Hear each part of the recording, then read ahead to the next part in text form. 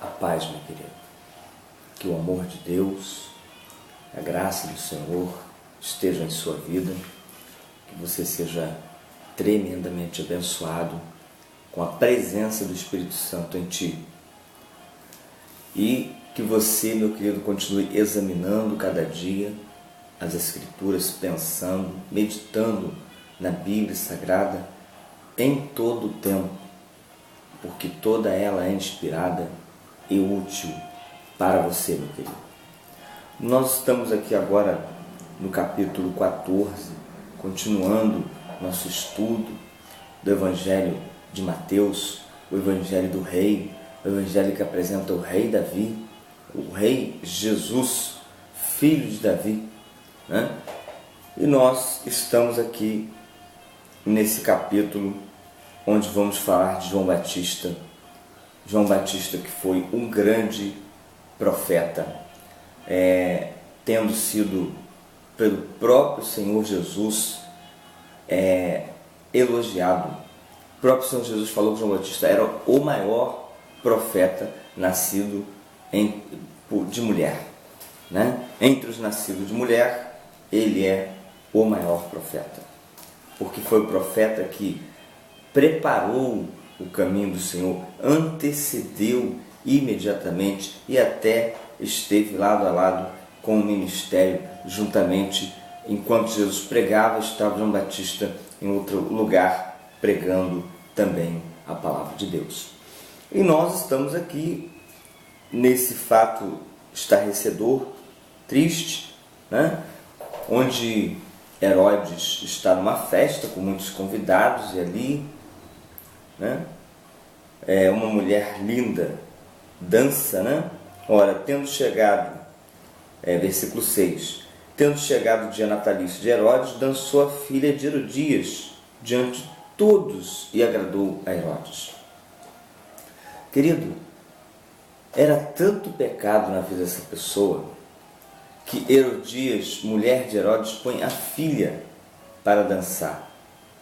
E ele fica tão encantado, mas tão encantado, tão cheio de desejo, que ele oferece a ela qualquer coisa que ela pedir. E a mãe pede a cabeça de João Batista, uma bandeja. E ele fica triste por causa do que ele prometeu, que ele vai ter que cumprir, e vai ter que cumprir aquilo porque havia muitos convidados. E ele não poderia voltar atrás na sua palavra.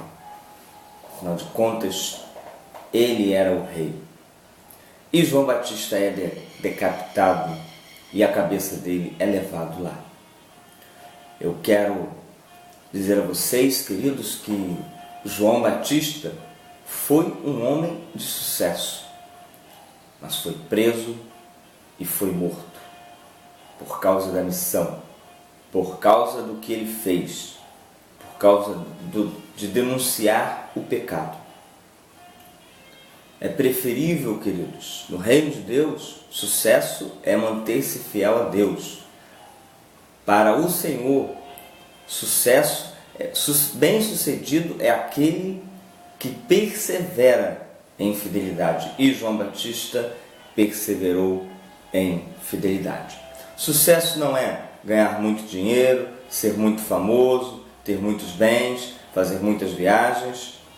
Sucesso para o reino de Deus é manter-se fiel a Ele. Como que você está? Se tem muito dinheiro, seja fiel a Deus. Está viajando, seja fiel a Deus.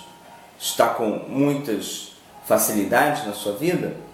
Eu acho que você precisa olhar para o plano de Deus, para o que Jesus fez, para a obra que Deus tem na sua vida, porque nós estamos em terras peregrinas, em terras estranhas. Somos peregrinos e precisamos, nessa terra, ajuntar um povo para o Senhor. E nós continuamos aqui a primeira multiplicação dos pães, né? Jesus, ouvindo isso, retirou-se dali num barco para um lugar deserto. Provavelmente Cristo queria, ele ouviu acerca da morte de João Batista, né? Na verdade o assassinato de João Batista, e ele se retirou para lugares desertos, mas a multidão ficou sabendo e foi atrás, e uma multidão numerosa, uma multidão incontável. Quero dizer para você, querido, que Jesus, ele se importava com João Batista, ele ficou triste, ele se retirou para um lugar isolado, mas ali as multidões o procuraram, ali as multidões foram querer ouvir os seus ensinamentos ou querer uma cura. Todos vão para Jesus, nós vamos para Jesus, queremos algo dele, mas ele ali estava como homem, um homem cansado, um homem triste, porque ele tinha a sua humanidade, mas as multidões se aproximaram e ele não despediu as multidões. E as multidões ficaram ali, quanto tempo? Desembarcando, viu Jesus uma grande multidão, compadeceu-se dela e curou seus enfermos. Ao cair da tarde, vieram os discípulos de Jesus e lhe disseram: o lugar é deserto e vai adiantada a hora. Despede, pois, as multidões para que, indo pelas aldeias, comprem para si o que comer.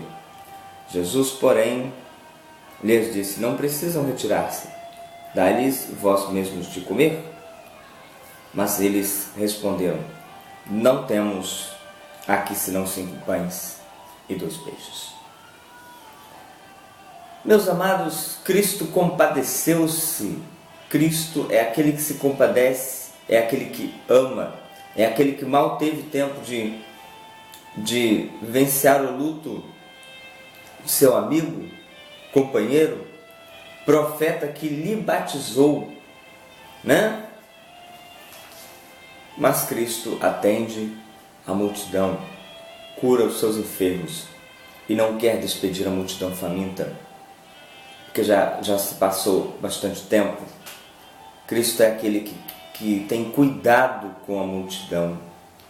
Veja que a multidão não está no rol dos comprometidos. Comprometidos está no rol dos discípulos, dos vinculados, dos mais próximos. A multidão vai a Jesus por causa de uma necessidade. Os discípulos vão a Jesus por comprometimento, por estar submisso ao senhorio e a vida e o reinado de Jesus.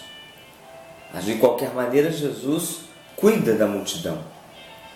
E Ele quer curar a multidão, e Ele quer proclamar para a multidão, e Ele quer cuidar da multidão, porque é dali que vem homens e mulheres necessitados e que podem vir e ser parte do corpo de Cristo. Queridos, Jesus multiplica os pães, 5 pães e 2 peixinhos, e alimenta 15.000 pessoas, e ainda sobra, né? E os que comeram foram cerca de 5.000 homens, além das mulheres e crianças. Se para cada homem tiver uma mulher, 10.000, cada mulher uma criança, 15.000, né? Então, por volta aí de 15.000 pessoas.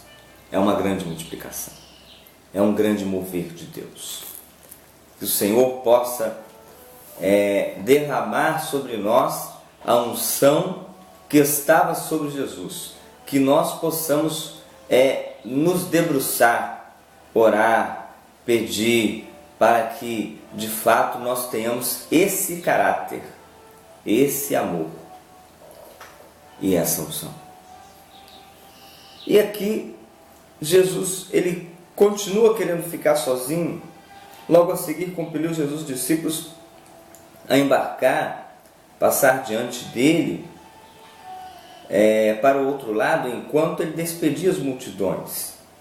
E despedidas as multidões, subiu ao monte a fim de orar sozinho. Em caindo a tarde, lá estava ele só. Cristo conseguiu ter o seu momento a sós com Deus, ter o seu momento devocional, ter a sua oração, e ali com certeza ele foi relacionar-se com o Pai de maneira mais particular, íntima, que é, queridos, o que nós devemos fazer. agora sim ele teve um momento com Deus para ali consolar-se, talvez, da morte de João. E, entretanto, o barco lá estava longe, muitos estádios da terra, açoitado pelas ondas, porque o vento era contrário. Na quarta vigília da noite, foi Jesus ter com eles andando sobre o mar. Quando Jesus chega perto do mar, os discípulos se assustam, ficam impressionados, né? E ficam assim: quem é esse? Até pensam que são um fantasma. Mas ele fala: sou eu, Jesus, né? E Pedro queria estar ali com Jesus, falou: mestre, manda eu ir ter contigo, vem. E Pedro vai andando pelas águas. Pedro tem fé e anda um pouco pelas águas, mas de repente o vento aumenta, a circunstância fica mais terrível, e ali Pedro perde a fé e ele: Senhor, salva-me. E Jesus pega-o pela mão. Por que Pedro tem? Por que duvidastes? Né? Por que a falta de fé? Então, aqui termina. E os que estavam no barco o adoraram, dizendo: verdadeiramente és o Filho de Deus. Eu quero dizer a vocês, queridos, que a cada situação de Jesus, os discípulos ficam impressionados. E verdadeiramente este é o Filho de Deus, né? Então ali eles, cada vez confirmando mais e mais quem era Jesus, a amplitude do seu chamado, a profundidade do seu ministério, a largura do seu poder, a expressão exata de Deus, porque Jesus refletia a expressão exata do Pai, fala lá em Hebreus. Então eles estavam com um homem que era o Filho de Deus. Fantástico. Então, estando já no outro lado, chegaram a Genezaré. Reconhecendo os homens daquela terra, mandaram avisar a toda a circunvizinhança e trouxeram-lhe todos os enfermos e lhe rogaram que ao menos pudessem tocar na orla de suas vestes. E todos que tocaram ficaram sãos. Todos que tocaram no Senhor ficaram sãos. Este era o ministério de Cristo, um ministério com poder, um ministério ativo, um ministério dinâmico, um ministério que tinha unção e que percorria toda a cidade, de cidade em cidade, de povoado em povoado, e aqui ele cura a todos. Que nós, queridos, possamos ser enviados para curar, para pregar, para proclamar, para expandir o reino de Deus, porque o reino de Deus precisa ser expandido. Não porque Deus precisa, porque nós precisamos. Nós precisamos estar inseridos no plano dele. As pessoas necessitam de cura e de salvação e do senhorio de Jesus. Que você possa estar orando para que o Espírito Santo venha habitar na igreja e provocar esse derramar do Espírito, e que nós possamos cumprir o ministério tal qual Cristo cumpriu, em nome de Jesus.